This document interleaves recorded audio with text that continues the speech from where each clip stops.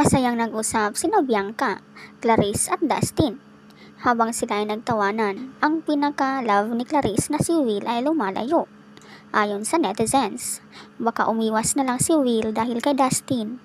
Ngunit kung panoorin si Will ay tila may kausap siyang media. Maya-maya ay ipinatawag si Clarice.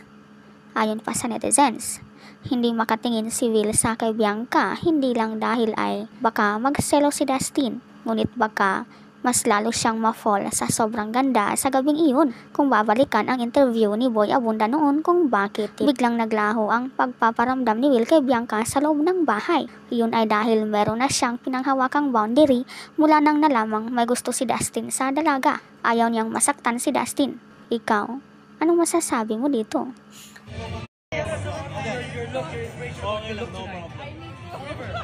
Easy for